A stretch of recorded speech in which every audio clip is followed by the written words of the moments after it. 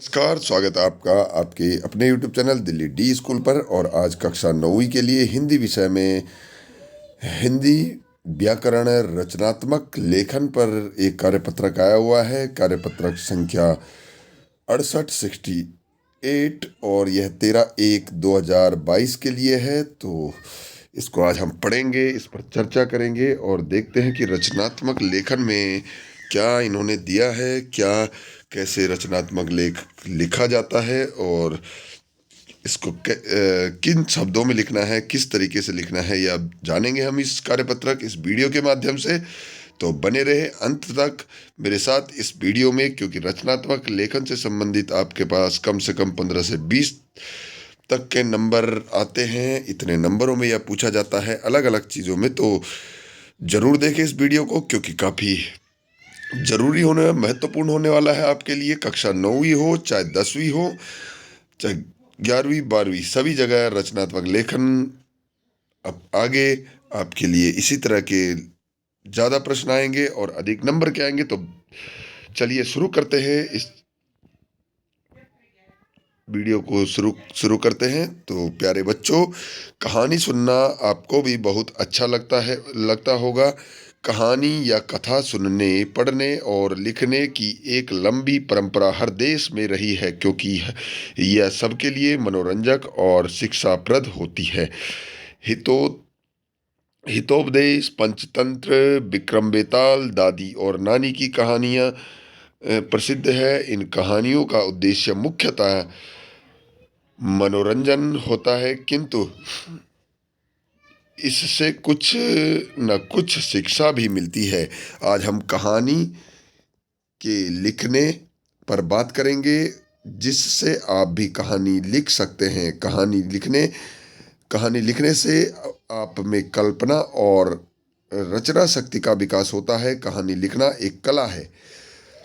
हर कहानी लेखक अपने ढंग से कहानी लिखकर उसमें विशेषता पैदा कर देता है। वह अपनी कल्पना और वर्णन शक्ति से कहानी के कथानक, कहानी की घटना, पात्र, कहानी के लोग या वातावरण, यानी कि वातावरण का मतलब होता है कहानी का समय, उस समय की वस्तुएं आदि। अब देखिए, कथानक क्या होती है। कथानक होती है कहानी की घटनाएं, पात्र होता है कहानी के लोग, वातावरण होता है जो उस समय की वस्तुएं होती है, वह समय होता है को प्रभावशाली बना देता है। लेखक की भाषा शैली, जो भाषा शैली होती है, भाषा शैली के अंतर्गत आते हैं शब्द, वाक्य और लिखने का तरीका पर भी बहुत कुछ निर्भर करता है कि कहानी कितनी अच्छी लिखी गई है। ऐसी ही कुछ कहानियों का प्रयोग फिल्म और टीवी सीरियल बनाने में भी होता है। कुछ कहानियाँ लंबी तो कुछ कहानियाँ छोटी होती है। आज की कथा या कहानी अधिकतर छोटी और लघु होती है, क्योंकि अब लोगों के पास कहानी कहने, सुनने, पढ़ने के समय की कमी होती है। तो इसलिए इन कहानियों को छोटा कर दिया जाता है। जैसे कि आप फिल्मों में भी देखते हैं, पहले फिल्में लंबी होती थी, लेकिन अब इनकी छोटी कहानी होती है। कम समय में, कम शब्दों में अधिक बात को कह जाते हैं और जल्दी ख़त्म हो जाती है। और लोगों के पास कम समय होने के कारण इस तरह की कहानियाँ बनाई जाती है। आगे देखते हैं कि आज की कहानी विशेषता है। आज की कहानी विशेषता है कि इसका मुख्य विषय मनुष्य है। जो आज की कहानी है, इसका मुख्य विषय है मनुष्य। फिर भी बच्चों के लिए लिखी गई कहानियों में देव, दानव, पशु, पक्षी, मनुष्य सभी आते हैं। लेकिन जो बच्चों के लिए लिखी जाती है, उसमें देव, दानव, मनुष्य, ठीक है, पशु पक्षी सब आते हैं। लेकिन श्रेष्ठ कहानी उसी को कहते हैं जिसमें मनुष्य के जीवन की कोई समस्या, भाव या विचार को। आज की कहानी का आधार मनुष्य के जीवन का संघर्ष है।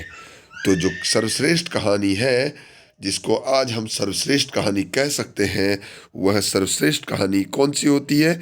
जिसमें मनुष्य के जीवन का संघर्ष पहले और उसकी जो समस्याएं हैं, उसका हल एक तरह से आज के लिए जरूरी जो बात है जो आज के समय में सटीक बैठती है उसे सर्वश्रेष्ठ कहानी कहा जाता है। मनुष्य के जीवन का संघर्ष, ठीक है।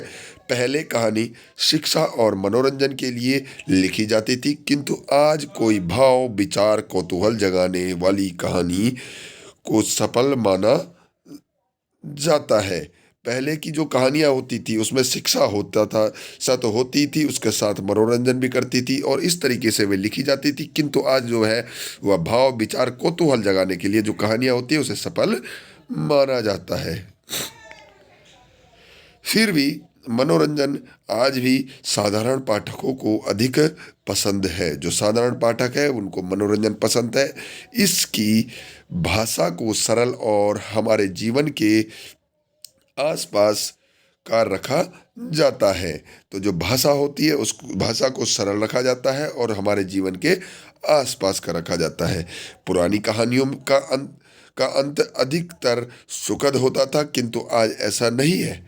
देखिए, जो पुरानी जो कहानियाँ थी उनका जो अंत होता था, लास्ट में जब होता था तो सब कुछ ठीक हो जाता था और जो हमारा जो मुख्य पात्र होता था, जिसको हम हीरो कहते हैं, वह जीत जाता था, वह अच्छे से जीवन यापन कर लेता था। जो गलत होता था उसका खात्मा हो जाता था, वो मर जाता था या इसी तरीके से मतलब उसके साथ बुरा होता था। लेकिन आज ऐसा नहीं है, ठीक है।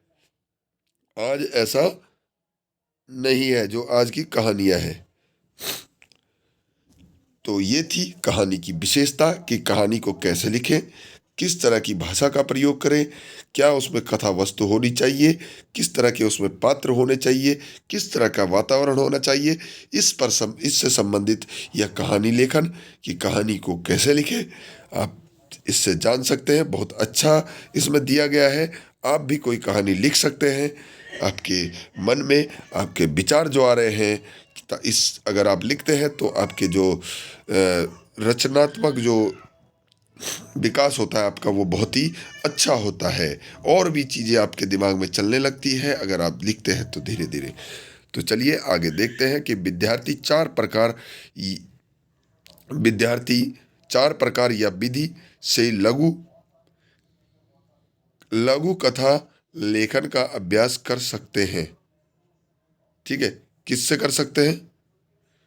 कहानी की सहायता या आधार पर कहानी लिखना, रूपरेखा के सहारे कहानी लिखना, और अधूरी या अपूर्ण कहानी या पूर्ण कहानी पूर्ण करना, अधूरी कहानी पूर्ण करना मतलब, और चित्रों की सहायता से कहानी का अभ्यास करना।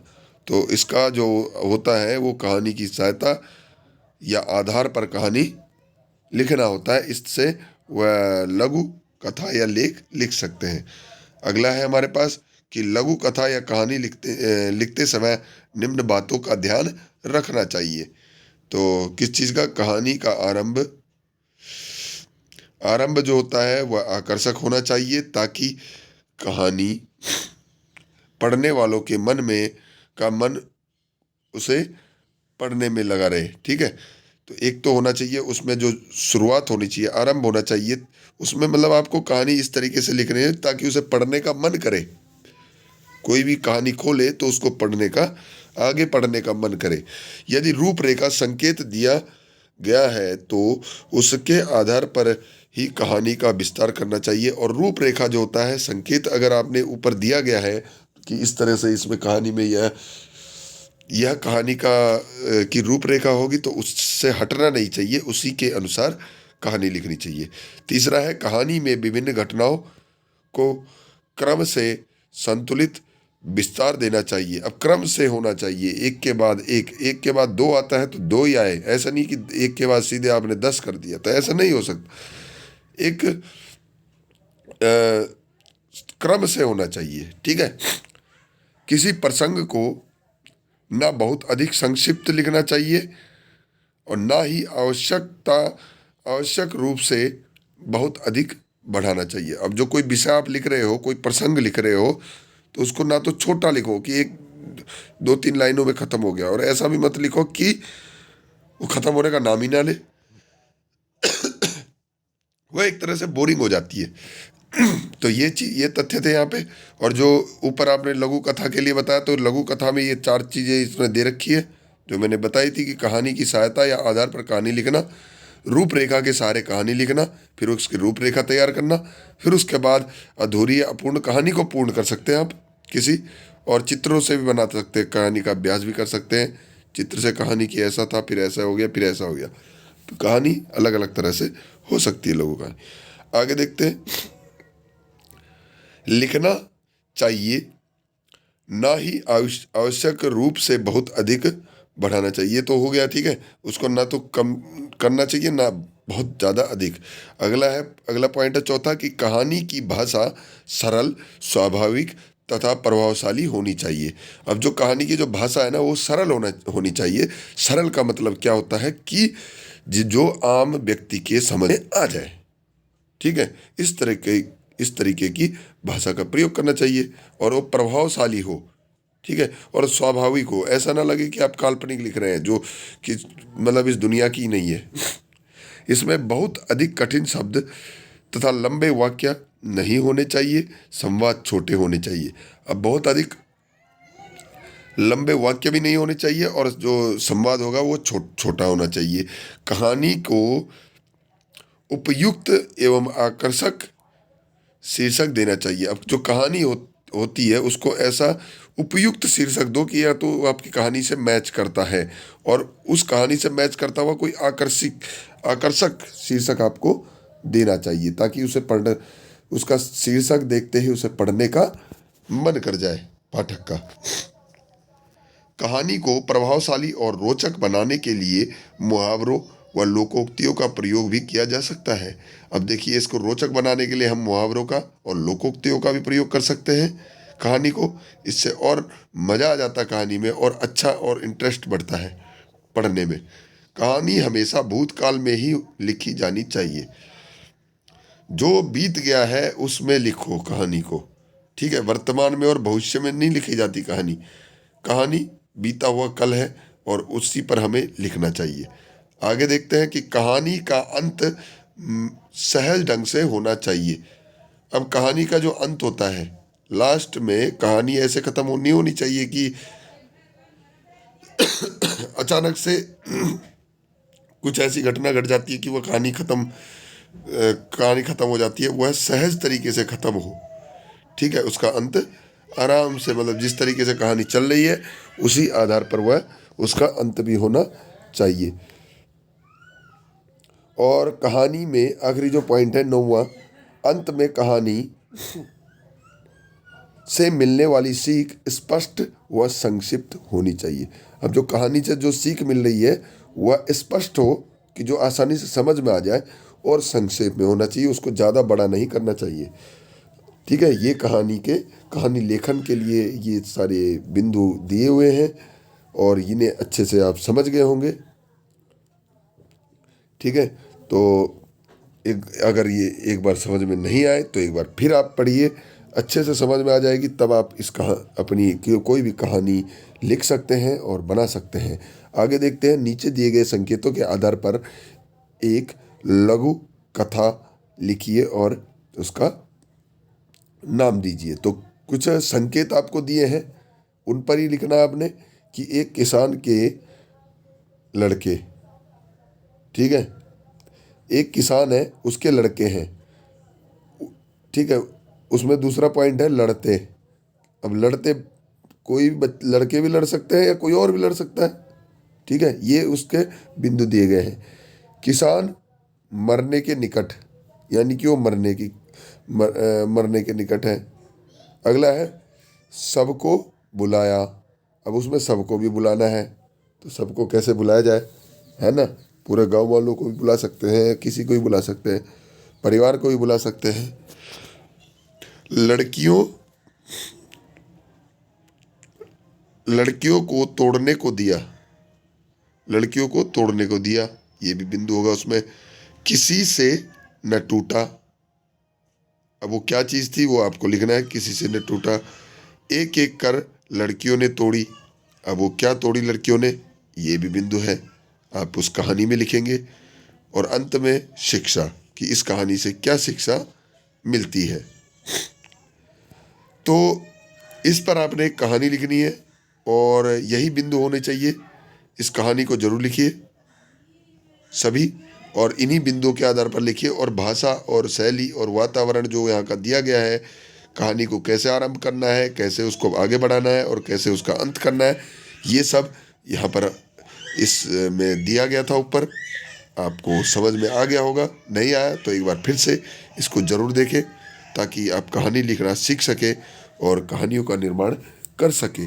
तो उम्मीद है आप इसे समझेंगे और कहानियाँ लिखेंगे और लेखन को अपने जीवन में अपनाएंगे। इसी उम्मीद के साथ विदा लेता हूँ मैं आपसे। मिलते हैं अगली वीडियो में, तब तक के लिए नमस्कार। जय हिंद, जय भारत।